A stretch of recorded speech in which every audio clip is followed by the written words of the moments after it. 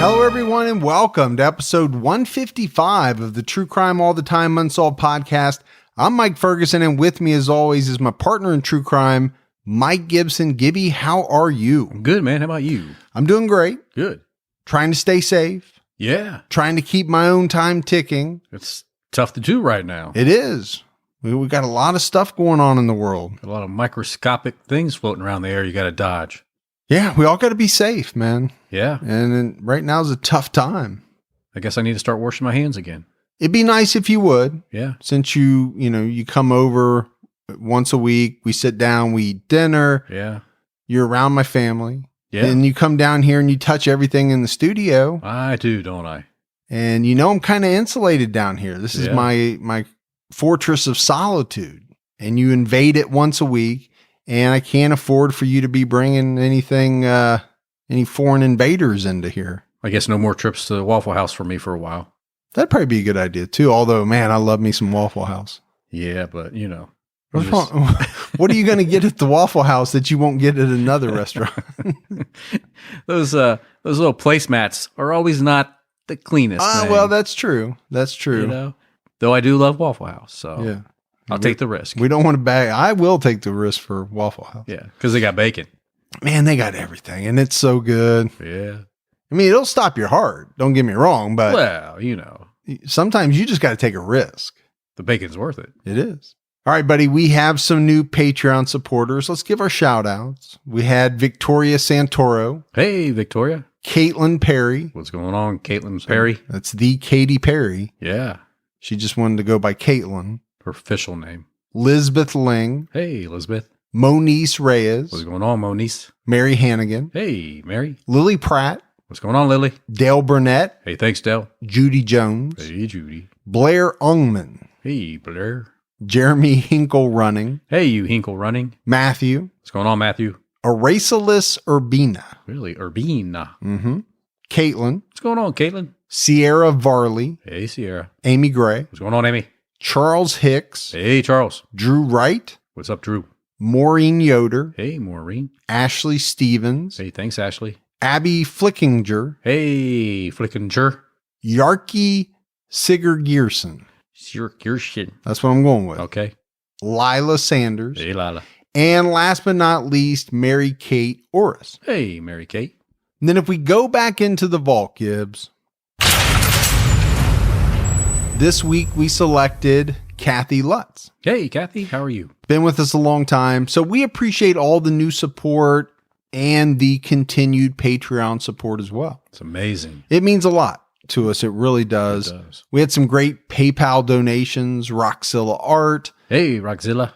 Stacy Ransom. What's going on, Stacy? Stephen Kessler. Hey, Stephen. Bangin' Lips by Brittany. Hey, Bangin' Lips. And Michelle Robinson. Hey, Michelle. So appreciate that as well.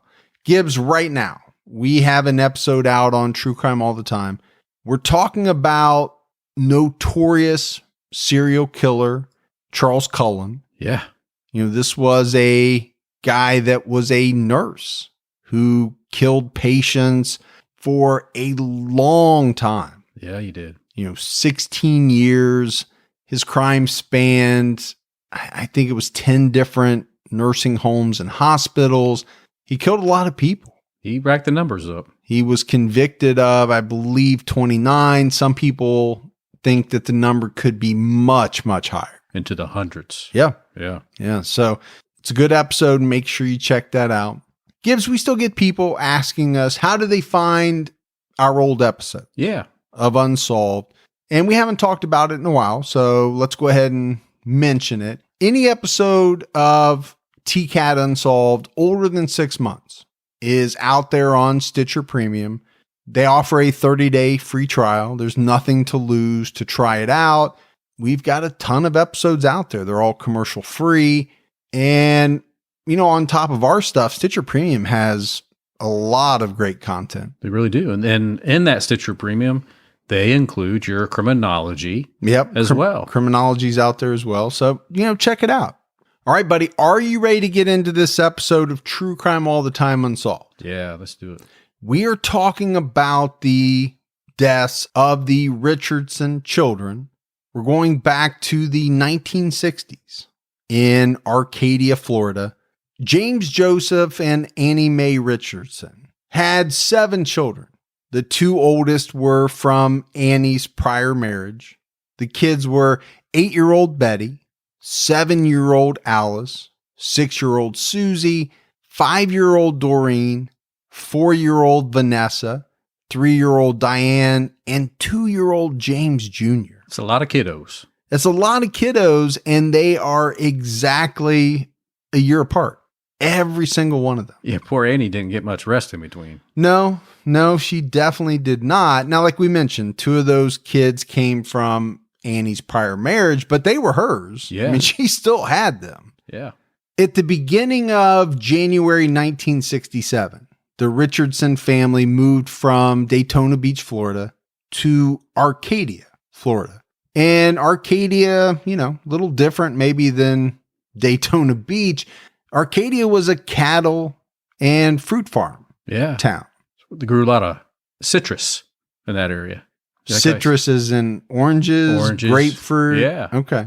Because it's kind of a broad category. I just wanted to say citrus. You did.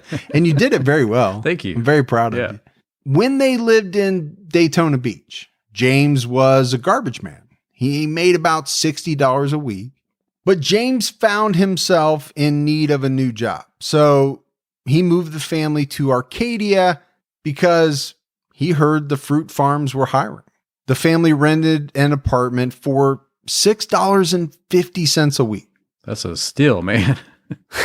$6.50 a week. I mean, 1967. It is 1967, but I mean, you cannot even get today a value meal hardly anymore at a fast food restaurant for $6.50.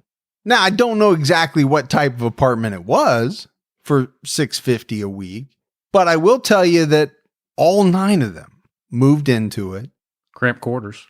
It probably was. I'm not imagining that this is some palatial, huge apartment. Now, we mentioned that Annie Mae had a previous marriage. James had 2, and he had 17 other children.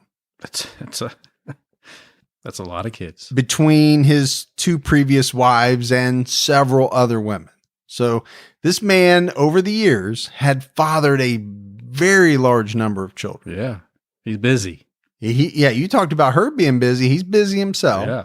On the evening of October 24th, 1967, Annie Mae was in the kitchen preparing lunch for her 7 children for the next day. That's no small feat.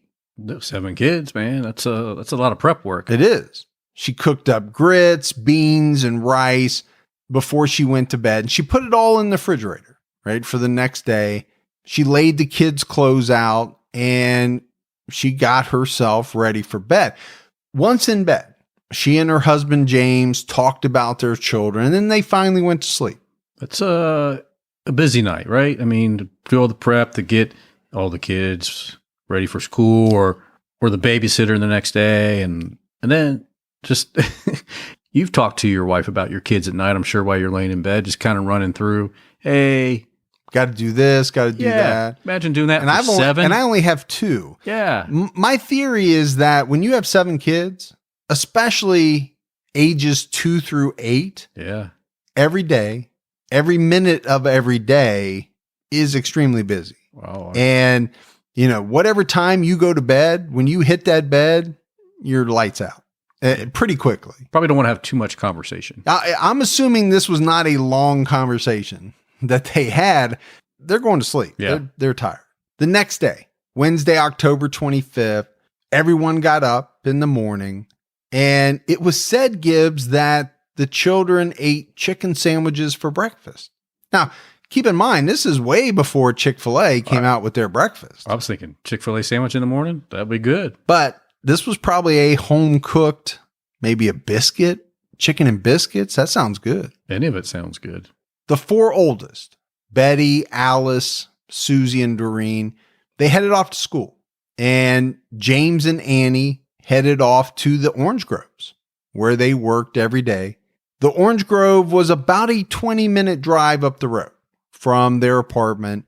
The younger children who didn't go to school were being babysat by a neighbor, a woman named Bessie Reese. The oldest kids returned home from school for their lunch, and Bessie warmed up the grits, beans, and rice, and she fed all 7 of the children. Once everyone was done eating, the oldest kids returned to school for the rest of the day, but it really wasn't long, Gibbs, after they got back to school that the kids started to act strangely. Yeah. They began to get sick. And I think the teachers and the principal, they were extremely worried to the point where they thought, hey, we got to get these kids to the hospital. They're very sick. Yeah, something's wrong here. So the principal took them to the hospital and then stopped by the Richardson home to check on the 3 youngest kids. And he found them pretty much in the same way, just as sick as the older kids. And he scooped them up and raced them to the hospital too. Now, this is way above and beyond the normal role of what you would think a principal would do. Sure, yeah. Outside of the requirements to be a principal. Yeah. Most principals don't go to somebody's house to check on them. And if they find them sick, scoop them up and take them to the hospital. Now, while all of this was going on, one of the teachers from the school rushed to the Orange Grove to alert James and Annie Mae. So obviously they were concerned to hear this news. They would have had to have been. They rushed to the hospital to be by the side of their children. But by the time they got to the hospital, Betty, Alice, Susie, Doreen, Vanessa, and James Jr. were all dead. Tragic. Extremely tragic. Diane was the only child still alive, and she was barely clinging to life. I mean, as a parent, or just an individual regardless, I could not imagine walking in and seeing my kids, every one of them, almost every one of them, dead. Well, you and I have done a number of shows, episodes of podcasts, and on a lot of those episodes, parents lose a child. Right. It's devastating. It's heartbreaking. Now imagine not losing one child, losing 6 of your 7 children. Yeah. All at the same time. It would be hard to move on. I think it would be hard for a lot of people to go on. Yeah. And let's not forget, your 7th child is touch and go. Yeah. Maybe she's going to make it, maybe not. At this point, you don't know. Right. And then you have to think about the hospital staff. What are they supposed to think? Oh. You've got 7 kids, all from the same family. 6 of them have died. The 7th is, like I said, barely holding on. Yeah. What's going on in this family? They've got to report it. Absolutely. To police because they don't know. It's not something they're going to see normally. No, it's not a kid who has fallen off of a bike, right, suffered a bad head injury, some type of accident, 6 people getting sick and dying all at the same time. It's alarming, man. It is very alarming. So they do call the police. The Arcadia Police Department got to the hospital and they started to look into these deaths. And they confirmed that all the children were related. They all lived in the same household. So police went over to the family apartment and they began searching for anything that they could find that could have caused this to happen. And you know what they're going to be looking for straight out of the gate. They're going to be looking at food. Yeah. Right? Was this some type of food poisoning, spoiled, something bad? What else would kill that many children from the same household at one time? When they did their initial search of the apartment, police found some spray insecticide, but they determined that this bottle, the contents of this bottle, I think even if completely full, Gibbs, would not have been enough to make all of these kids as sick as they were, let alone kill them. The toxicity was probably not high enough. Now, I don't know how they made this determination, but this came from some of the reports back in 1967 So really, Gibbs, during this search, they don't find anything. And police officers go back to the hospital. They're telling their chief of police, hey, we didn't find anything. Right. So the chief says, you know what? I'm going to go back out there myself. I'm going to grab another officer. And that's what he did. These two guys went to the apartment to see if maybe they missed something. They looked inside the apartment. They didn't find anything. But what they did note was that there was a really strong smell of garlic. They checked the shed behind the apartment, didn't find anything suspicious there. So really kind of a wasted trip. I get why they went back out there, but Sure. They didn't find anything. The very next morning was a Thursday, and that's when Diane, the only child that was still alive, she finally died. Yeah. Tragic. Well, it's tragic for me in a number of ways. First of all, you've got 7 kids from a family, all 2 to 7 years old. Yeah. So these are young kids. 7 kids lost their lives, all from the same family. It was after Diane died that police received an anonymous call. And the tipster mentioned something about the fact that they needed to recheck the shed. And so police went back to the apartment again. And when they checked the shed this time, they found a bag of parathion, which was a highly toxic insecticide used on a lot of farms and a lot of orange groves back then. It was brownish yellow in color. But what's interesting was that it had a garlic-like odor. Yeah, because that's what they smelt inside the apartment. They smelt. Did you just say smelt? I did. As in who smelt it, dealt it? There you go. Wow. It plays here too. I have not heard anyone say that for a very long time. Probably since I was a kid. So, yeah, the apartment smelled like garlic. It did. I mean, that was noted in the report. The police officer said it. So, very suspicious, right? They find this big bag of insecticide. It has a heavy garlic odor to it. And the day before, they smelled the same odor inside the apartment. Now, the police wondered, who put this in the shed? Because they knew it was not there the day before. Right. So this is kind of a mystery. When 2 police officers look and they don't see it. And one's the chief of police. Yeah. Let's not forget that. They're not losing their mind. They're like, No. hey, we know we looked. So police began asking around the apartment complex about this poison being found in the shed. And it came out from the Richardson's neighbor and babysitter, Bessie Reese, that it was another neighbor, a man named Charlie Smith, that had found it after he pulled a board off the interior shed window and he moved it to the floor of the shed. Okay, a little strange. A little strange, kind of convenient in one way. Yeah, well, first of all, did he know it was there? If not, why is he pulling boards off the interior of the shed? Right. It's a strange thing. It's a very strange thing. But I think police were convinced that, all right, whoever owned this insecticide had to be involved in the poisoning of these 7 children.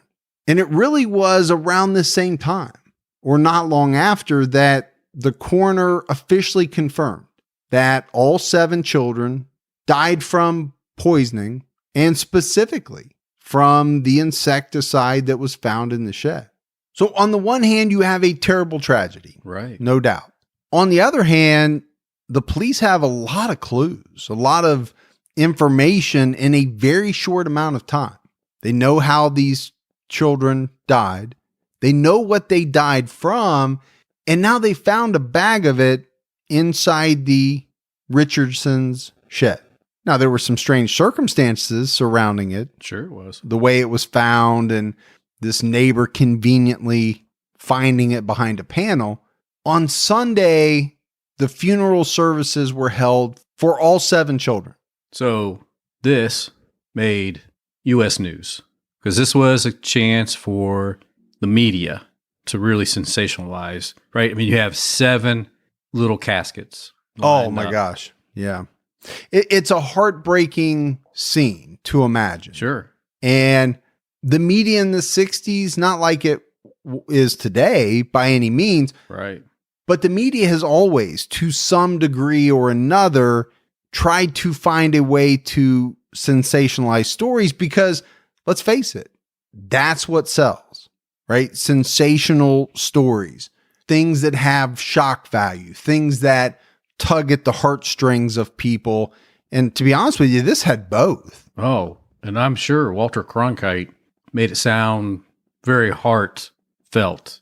Well, everything Walter said was in some way able to evoke emotion. I mean, that was kind of his genius. That's true. Yeah.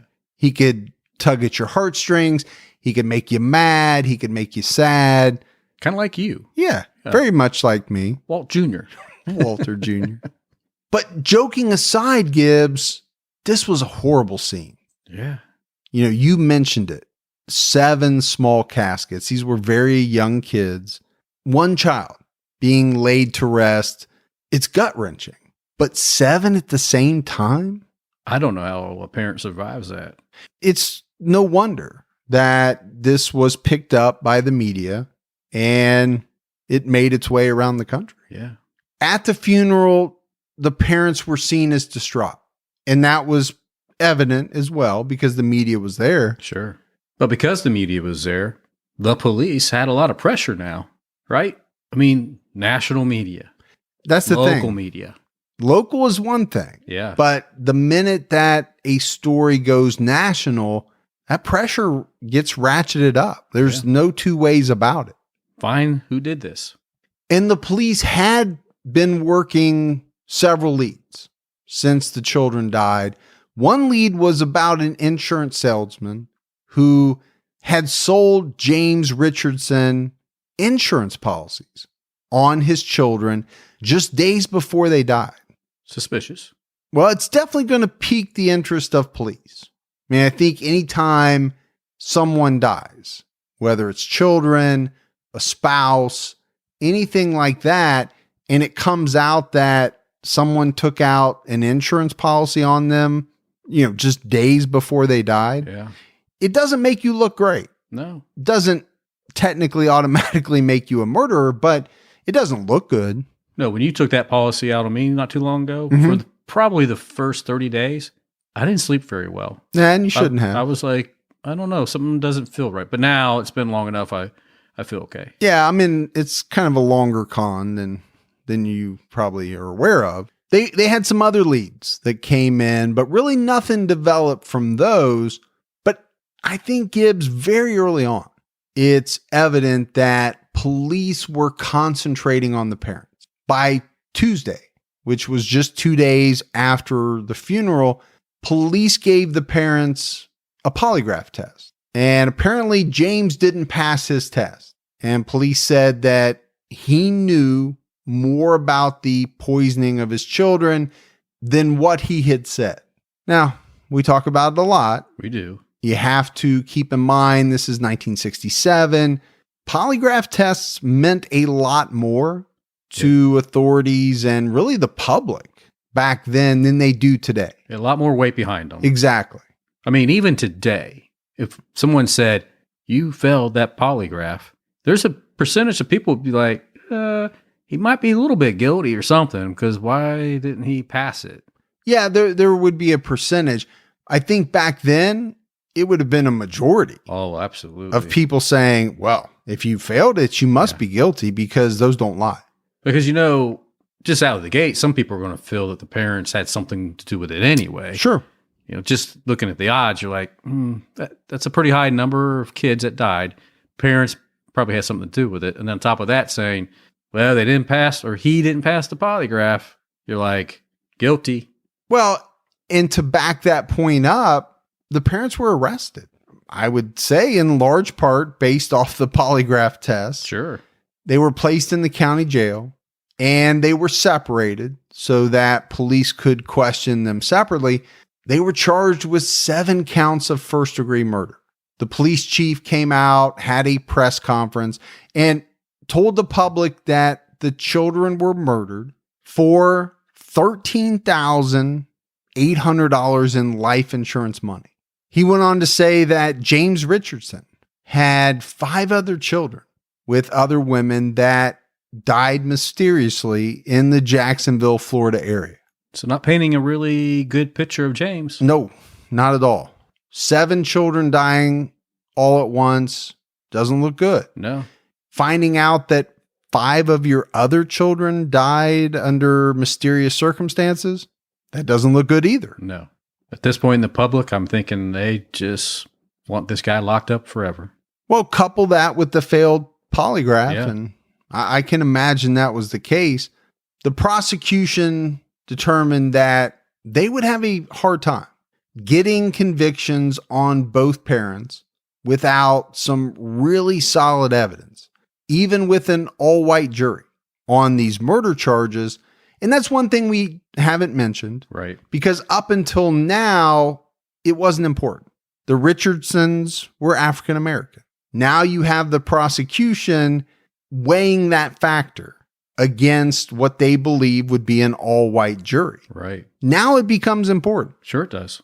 I mean, this is the 60s Yes. in the South. So what the prosecution did was they changed the charges against the mother, Annie Mae, to 7 counts of child neglect. Well, that's a big difference. Huge difference. Child neglect versus first-degree murder, it's a big chasm. So I think, Gibbs, by doing this, they're focusing on James for the first-degree murder charges. James and Annie Mae were in the same jail, one on the 3rd floor, one on the 4th floor of the DeSoto County Jail. So in this jail, all African-American men were kept in one cell on the 3rd floor. All African-American women were kept in a cell on the 4th floor, right above the 3rd floor. And I mean right above. The cells were kind of like right above each other. Right. And there was a vent that allowed people to talk to each other between floors. So what you had was the ability for James and Annie Mae to talk to each other through these air vents. A member of the local press went to visit them after they were arrested. James told the reporter, quote, "I loved my children very hard. I worked night and day for them. People that know me know I love them, and now they say I killed my own children. No working hard man ever killed his children. Never heard of any man would kill his children. No man." Guess he was passionate about letting them know that he didn't do it. I didn't do it. So the reporter asked him why he was arrested then. James said, "I don't know why they are accusing me. A man do that, he must be crazy, and he must be in a crazy house. I took care of them. They ate well and had plenty of clothes and doll babies and toys. That's the way I always treated them. I think somebody better get and find who killed my children." Again, this is important because, all right, he's not wavering.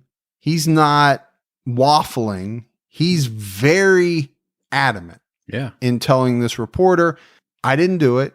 I treated my children well. I took care of them. Somebody better find the people that actually did this." Yeah. Somebody's out there running around that you don't have arrested. Go look for them. Get me out of here. Now, the reporter did ask James about his other children that died that were mentioned by the police chief at the press conference. James said, "I don't know. I couldn't understand how they died or nothing.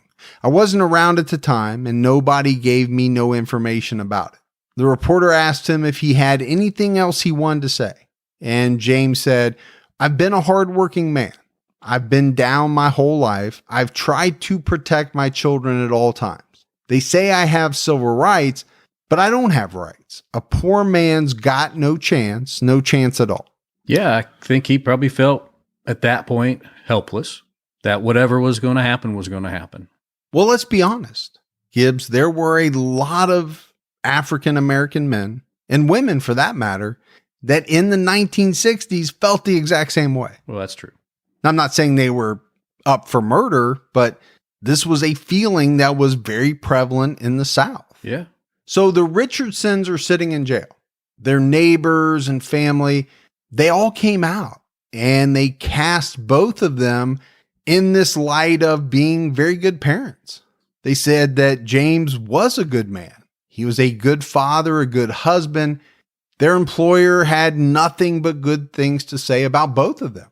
I think everyone around them, everyone that knew James and Annie Mae said, this just doesn't seem right. This seems out of character for both of them. It just didn't add up. Didn't make any sense. And I think it's important. It's not like there were some people that came forward and said, oh yeah, these were bad people. They probably did it. Now, granted, your friends and family are supposed to support you. So you have to take all of that into account. The trial of James Richardson started on May 27th, 1968. The prosecution had experts who said the children consumed large amounts of this parathion poisoning at their lunchtime that day in the food that the babysitter warmed up for them. The experts also said they found traces of the poison in the tissue cells of all the deceased. They also found it on the pans used to cook the food, as well as utensils, plates. They found it everywhere. Yeah. And it was the levels that these experts said they found in the children's body. They said this was such an extremely high concentration that it was highly toxic. I mean, this was a level that would kill.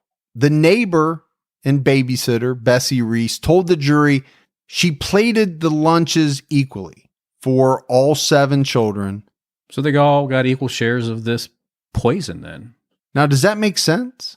That you would give the same exact portion to a 2-year-old that you would give a 7-year-old? No, you would think like the 8-year-old, 7-year-old would eat more. Yeah, just 2-year-old. Judging from my memory, from when my kids were that old, it's quite a difference between what a 2-year-old eats and what a 7-year-old eats. Unless the volume overall was just not that great, and nobody was getting that much. Yeah, and that's information that we just don't know. Right. But when I read that, it did seem strange to me that you have these kids that range in age from 2 to 7, and they're all getting the exact same portion. Yeah, because if that was you sitting at the table and you were the oldest, when the babysitter turned their head, you would have stole the younger's plate and ate it. Yeah. So, hey, that's mine. Yeah, I do that to you when we eat dinner and we do. I turn your head. Get up and get a drink of water, come back, I'm like, well, I know I had 2 more pieces of pizza there. But I know for me as a juror, I'd have a question about that. There would be something going on in my mind as to why that was the case. The problem is we don't have the explanation. Yeah, we'd like to have some clarity around it. But the prosecution brought in the teachers, the principal, and nurses to describe what they saw that day. They told the jurors that the children were violently ill. Nurses said that they felt helpless because there was nothing they could do. They just could not help these children. And they just had to watch and try to make them as comfortable as possible, which there was really no way to make them comfortable. No, they didn't know what was wrong with the kids. They didn't know how to counteract whatever was going on. So, like you said, all they could do is make them comfortable. And they said they couldn't even do that, really. Which would be tough. And it's hard on the nurse, right? Because the nurse's job is that it's always about taking care of the person. Yeah. And I think that's why they said they felt helpless. There was just nothing they could do. The prosecution brought in some prisoners who had been in the cell with James the first week that he was arrested. One witness, James Cunningham, said that James admitted to him that he had killed his children. Another witness from the cell, Ernell Washington, confirmed the conversation in a pretrial hearing. He added that Annie Mae, after hearing this conversation through the vent, asked James, "Why did you kill my children?" Now, according to Ernell, He said that James told him he did this to eliminate issues that the couple were having with Annie's ex-husband, who was the father of the 2 oldest children. But here's the thing, Gibbs. Ernell wasn't called at the trial, and there was a good reason for that. Yeah. He was murdered shortly after he gave his statements at the pretrial hearing. We don't know much about it. No. There wasn't any information about how he was murdered. So even though the prosecution couldn't call Ernell Washington, they were allowed to read his statements from the pretrial hearing. Pretty damning. Yes, it is. All of these statements are. And then they had a third inmate, a guy named James Weaver, who said he heard James tell pretty much the same story. This was a few weeks later while they were both in the same cell in the jail. So you have 3 people essentially telling the same story. Yeah. That James admitted to killing all the children, poisoning them. Right. Even though they're inmates, it's still not good. No, it's not good at all. If you had 1 inmate, that's one thing. Sure. You have 3 people essentially corroborating the same story. That does not look good for James Richardson at all. So the defense has an uphill battle. I think that's pretty safe to say. Oh, for sure. Just walking into the trial on day 1, before things are said, I think the odds were against them. I believe so. The defense contended that while the children were at the hospital, police went to the Richardson apartment. They didn't have a search warrant. And the times they went to the apartment later on, they still didn't have a search warrant. No. But yet they went inside, they went into the shed. On the last visit to the apartment, this is when they removed some of the cookware, the bag of poison. And again, they didn't have a search warrant. And the defense said that police never informed James of his rights at any of the times that they went out to search his apartment. They stated that a search warrant wasn't produced until after the police found out about the life insurance that James bought before the kids died. The other thing that the defense objected to was the media attention, and specifically the fact that the judge was allowing the type of coverage that was allowed. Pretty much a circus at that time. It sounded like this was very circus-like, and the judge had made some pretrial remarks to the press that the defendant was guilty. Yeah. That's not good. No. Normally never good. It's not a good way to make sure that there's a fair trial. Yeah. As John Q. Public, if I open up the Sunday paper and the judge says this guy's guilty and the trial hasn't even started, yeah, man, this guy must be guilty. Sure. So he didn't pass the lie detector test. He took out the life insurance policies. And hey, the sheriff, the guy we voted in office, he's saying he's guilty. So he must be guilty. The defense tried their best. They contended that the sheriff was pretty rough with James. When they went out to the apartment, he was called the N-word. And, during questioning, it was very aggressive, physical. The defense attorney told the jury that the sheriff told James Richardson that he would be let off easy if he confessed to the crime. They also objected to the all-white jury. And the defense had a big problem with the judge not allowing them to tell the jury that the neighbor and babysitter Bessie Reese was on parole for killing her husband. Seems like a big deal. Seems like something you would want the jury to know. Yeah, critical information. That at the time the children died. Yeah. And at the time the trial was going on as well, this woman was on parole for killing her husband. But it didn't matter, Gibbs.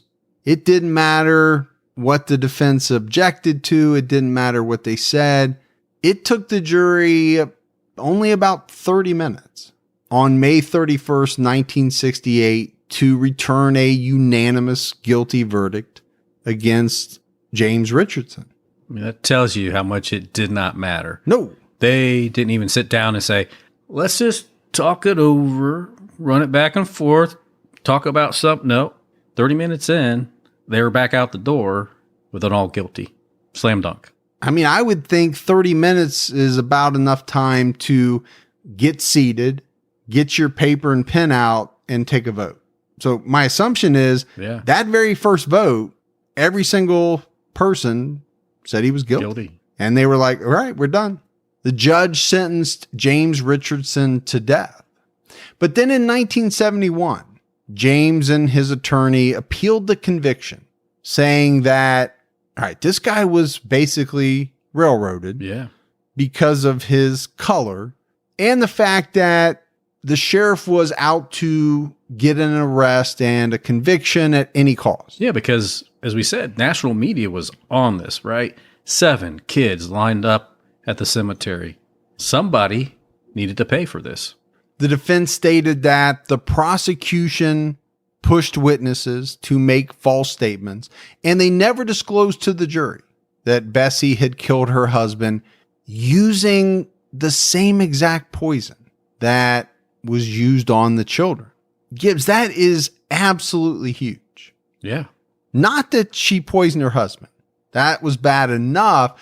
But then when it came out that it was the exact same poison. Now, if you're a jury and you hear that and you know Bessie was the one that served the food to the children, right? I would think any rational jury, it would be pretty hard not to say, okay, that's some reasonable doubt here. Yeah, right there, we can't move forward. Now, an all-white jury in 1967, I don't know if it would have mattered at all. Yeah, I don't know. I really don't. The other thing that the defense brought up was a number of inconsistencies in Bessie's statements throughout the investigation. In the appeal, the defense brought up some of these statements that had been made by the judge, and the appellate court did strike some of these statements, but they did not overturn the conviction, stating that the evidence still supported the conviction. But the next year in 1972, the U.S. Supreme Court ruled that the death penalty was unconstitutional, and James Richardson's death sentence, like a lot of people's death sentences, was converted to life in prison with eligibility for parole after 20 years. Better than what he had. Well, it's better than dying, sure. Yeah. Maybe in 20 years, maybe they'll let you out. I wouldn't bet money on it, but yeah. Right. Yeah. So you're saying there's a chance. There's a chance. Then we fast forward to 1988. At this time, Bessie Reese was living in a nursing home, and apparently, Gibbs, she had confessed to several staff members at the nursing home, as well as some doctors, that it was her. She had poisoned and killed these 7 children. The problem is she was in the nursing home because she had Alzheimer's. Yeah. Now, it was also said that she confessed over 100 times. So it was definitely something that she was trying to get out there. Or the fact because she had this disease, she didn't realize she's already made that confession and just kept repeating that. Doing it over and over. That same year, the only surviving inmate that testified against James at his trial recanted his testimony. He said that he only said what the prosecution wanted him to say because they offered him a lighter sentence. And Gibbs, I don't know how many times we've seen this. We see this today. Yeah. You know, you can look at a lot of these wrongful convictions and trace the testimony back, and it ultimately comes out that the testimony's false, and it was only given because of a promise of a lighter sentence. Yeah, I got a better deal, man. Would you have done the same thing for a better deal? I think a lot of people would, and I think a lot of people do and have over the years. In 1989, James and his attorney appealed again to the Florida Supreme Court, but they rejected it. But the reason they rejected hearing the case was because they were aware that the state attorney general of Florida, who at that time was Janet Reno, yeah, big name, had looked into this case and had found that the attorney general's office back in the 1960s didn't produce evidence that they had in their possession that would have shown that James Richardson did not murder his children. So apparently, Gibbs, this evidence that they had pointed to the fact that Bessie Reese was most likely the guilty party, that it was her, as she had confessed to, Right. that murdered these children. That anybody that would have heard that at the time probably could have drawn a roadmap and came out with the same conclusion, right? This is how she killed her husband. Same poison. She was the last one with the kids. No, it's a big deal, and we know it's a Brady violation, right? Yeah. To have exculpatory evidence and not turn it over. It's a big no-no. And it was a Brady violation in 1967, 1968, because the Supreme Court established that. They ruled on it in 1963. Yeah. So it was pretty new, but it was around. And useful at this time. Janet Reno was also looking into the fact that James Richardson's civil rights had been violated. And Gibbs, as she dove into this, she found a ton of errors in this case. She also found corruption of evidence, corruption when it came to testimony of witnesses. So when they had this hearing, Janet Reno essentially agreed with James Richardson's attorney that an injustice had occurred and the wrong person had been accused and convicted of these murders. And I mentioned Brady. It came out at this hearing that there wasn't just one thing. They found 6 separate exculpatory pieces of evidence that were never turned over to the defense. There was evidence of a cover-up by the sheriff, the judge, and the state attorney. Everyone at that time. Well, they all knew what they did was wrong, and they didn't want to be burnt for it. No. And at the same time, like you said, they wanted to wrap this case up. Sure. They wanted to get a conviction in front of the media. They knew they had an all-white jury. They knew they had an African-American suspect on trial. We got this. Yeah. You know that's what they had to be thinking back then. Okay, we got this other stuff. As long as nobody finds out about it, this is a slam dunk. Right. The jury's going to find this guy guilty, and we're done. Now, I'm not putting words in anybody's mouth, but I don't think it's that hard of a conclusion to draw from what is uncovered years later. Right. So after looking at all the evidence presented by both sides, the inconsistencies, and everything that pointed to what was really an injustice, the judge at the special hearing said that James Richardson had not received a fair trial, and he was released into the custody of his attorneys. He was a free man. Yeah. And they said, you know what? We're sorry this happened to you, but now you're free. Sorry for the last 20-some years. Go enjoy your life. James was happy to be released. You know he was. I mean, I don't think there's anybody that has been wrongfully convicted that's not happy to get out, but it can't be all roses because, like you said, it's 20-some years of your life. Yeah. With all of these people thinking that you murdered 7 children. Yeah. Your life's never going to be the same. No. And his wasn't either. He tried to move on with it the best that he could. His attorney helped him get a job. James filed a wrongful conviction suit and settled with the county for $150,000. $150,000. Not much. Yeah, especially when we did a case a few weeks ago where the guy got about $20 million. Yeah, I think he got, what was it, $1 million for every year he was incarcerated. Whoa, $150,000 for 20 plus years of your life. Yeah. That would be tough to swallow. Now, on top of that, he filed to receive compensation of $50,000 for each year in prison through the state's wrongful conviction law. But this was denied because of the way that his conviction was overturned. I guess it didn't meet the criteria. Which is BS. It is BS. It was a way to not have to pay the, what would have been, what, $1 million. Yeah. Plus. Sure. So this guy got $150,000 and hey, I'm sorry. Sorry this happened to you. Don't forget to pay your taxes on that.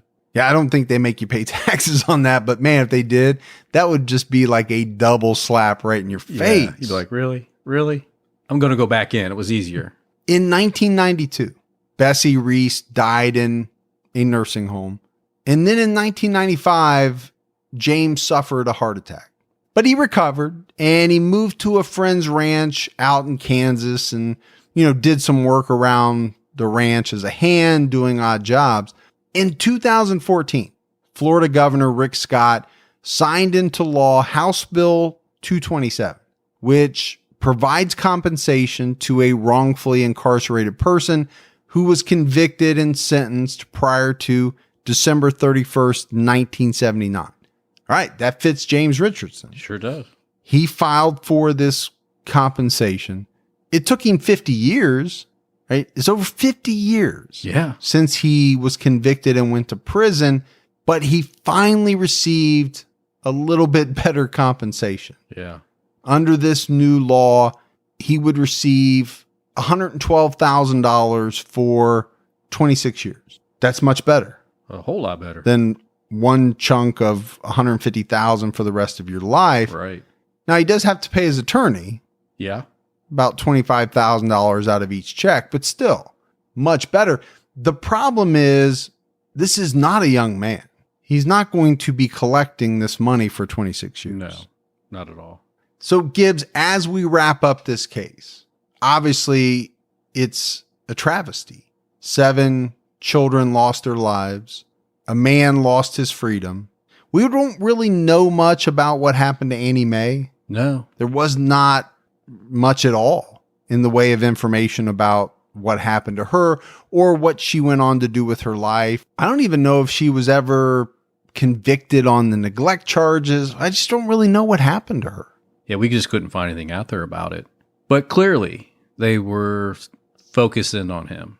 That's where their objective was. Yeah, and I've seen a lot of wrongful convictions where it's obvious that there were Brady violations, there were, corruption type issues, forced testimony or coerced testimony. Right. This is one of the worst. Yeah. That I've seen where, a man lost 20 plus years of his life and it came out that pretty much everybody involved was in cahoots. I don't know if I've seen that before where you have allegations that not only the prosecutor, but the judge was involved as well. I've seen some prosecutor and police allegations that they were in cahoots, but when you add the judge in on top of it, that makes it so much worse. I don't know if I've ever even seen that. Yeah, I mean, the guy didn't get a fair lick from day one. No, but that's it. That's the case of the Richardson children. I mean, at the end of the day, technically, nobody was held accountable for the deaths of these children. But I think most people that have studied this case and a lot of people listening, it won't be too hard for them to make the connection that the most logical suspect was the neighbor and babysitter, Bessie Reese. Yeah. I think Janet Reno herself came to that conclusion. So I don't think it'll be hard for most people to come to that as well. But that's it for the case of the Richardson children. We got some voicemails. You want to check those out? Yeah, let's hear them. Hey, Mike and Gibby. My name is Nick from the Bay Area in California. I'm a private investigator and just wanted to give you guys a call and say thank you for all the hard work you guys put into your show. I listen to it all the time at work when I'm sitting in my car for sometimes up to 12 hours a day. So I've burned through unsolved and normal TCAT. But just thanks again and keep your own time ticking. All right. We appreciate that from Nick, private investigator. Gibbs, isn't that the guy that you've been dodging that's been trying to serve that subpoena on you? Yeah. I'm like, hey, Dick. Nick. No, he's a private dick. Oh, I thought you get his name wrong. He says he's in the Bay Area, but he's really around here trying to find you.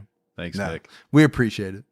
Hey, Mike and Gibby. It's Dispatcher Lisa, and I was just listening to your most recent unsolved case, and you were discussing pinging cell phones. Well, I know a little bit about that, considering my job is, has a lot to do with 911 calls and cell phones and everything else. And pinging is basically hit or miss. It is not like they show on TV where you can pinpoint exactly where the vehicle is or the phone is. It's more of a triangulation between three towers. And sometimes you'll get really close where you'll get within, 9 feet, 90 feet. Sometimes you'll get 10,000 meters. So it just kind of depends. But they do what's called a historical ping, which means the phone's been turned off for a while, and they will show where the last time the phone was in the area, or the actual ping, the live ping and stuff. And sometimes you can see it moving, and sometimes it's way off, and other times it is pretty spot on. But at some point, hopefully technology catches on, because we're basically at the mercy of the cell phone companies. Anyway, just a little bit of my quote-unquote expertise. Have a great night, a great day, great week, whatever you need to do, and keep your own time ticking. Gibbs, I love Dispatcher Lisa because she always brings it. Yeah. She brings something valuable to the conversation. Now I'm a little sad, though, because I thought if ever I got kidnapped, as long as I had my cell phone on me, somebody would come rescue me. But now they're not going to know where to find me exactly. She said it could be 9 feet. Now, at some point, she did switch to the metric system there. Yeah, which messed me up completely. I don't know what that is. I don't know. What does that mean? No, I'm just making fun. But yeah, I'll find you, dude. Don't worry. Yeah. I don't need to triangulate your cell phone to find you. He's going to Waffle House. There he is. Because if somebody were to kidnap you, literally within the first hour, they would be like, I can't do it. Dude, we got to return I don't understand what this guy's saying. I cannot spend the amount of time that this ransom's going to take to get. Yeah, it's really not worth the $1 million. Yeah. And no wonder no one's calling us back. Hey, Buzz, this is John again from the Chicago Fire Department. I had actually called in before. You guys played it on there, and I thought I would call you guys back, both for my own purposes and for one of my patients. This young lady, we actually bonded over the fact that, we both very much enjoy your show. She was having a hard time. We were able to bond over it, and I had told her that I had called in before, and that you guys had played my voicemail before. So I promised her that, if I were to call again, I would mention this story and that she would know it's about her. So if you're listening, here it is. But yeah, fellas, just wanted to say again, obviously, as you can tell by my story just now, your show is still tremendously helpful. What you guys do helps me through a lot, helps me forget a lot, and honestly helps me learn a lot. So keep up the good work, guys. Appreciate what you're doing, and just know that you're bringing people together, and keep your own time ticking. So we got Chicago covered. We got Chicago 911. Yeah. We got Chicago Fire. Gibbs, those type of voicemails make me feel really good. Well, yeah. About what we're doing. I know it does you too. Absolutely. When we set out to do the podcast, there was no thought about anything really other than maybe trying to entertain some people. Right. I never thought in any way, shape, or form we would help people in some of the ways that we have, that people tell us we have. Yeah, really very touching. And it's a very good feeling. Yeah. It's kind of a byproduct of what we do, but it makes us feel really good. Yeah. So us helping them, kind of helping us. Yeah. And it's kind of heartwarming too, to know that, all right, they were able to bond over it and it helped a situation. Yeah. Definitely good therapy for me too. Which you need. A lot of. Hi, Mike and Gibby. Okay, this is Judy from Bloomington, Indiana again. And this will be the last part of this because obviously I talked way too much.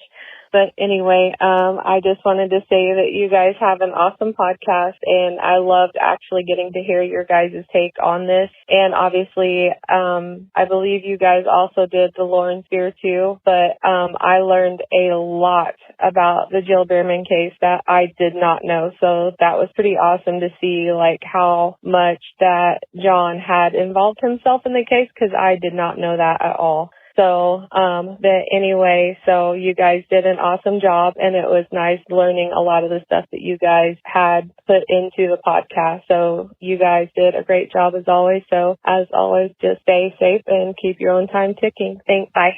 So Gibbs, I had to play this voicemail because I got such a kick out of it. You can hear from the beginning. This was not the first voicemail she left. Right. This was the third. Yeah. So apparently, and I did not know this, but our voicemail system will only go to 3 minutes. Okay. So she had one 3 minute. Oh, She had a second 3 minute. she was going for like 10 minutes. And then she had this one. Yeah. So, obviously I played this one because you can't really play 3 minutes or 6 minutes of voicemails at a time. Right. But I didn't want to let her down. I wanted to play it. Sure. So, You got her in. yeah. But I got a kick out of it because she had so much to say that it actually took up about 7 minutes and some. All right. We love you. We love you all. Yes. We appreciate you listening. It means the world to us. And that's it for another episode of True Crime All the Time Unsolved. So for Mike and Gibby. stay safe and keep your own time ticking.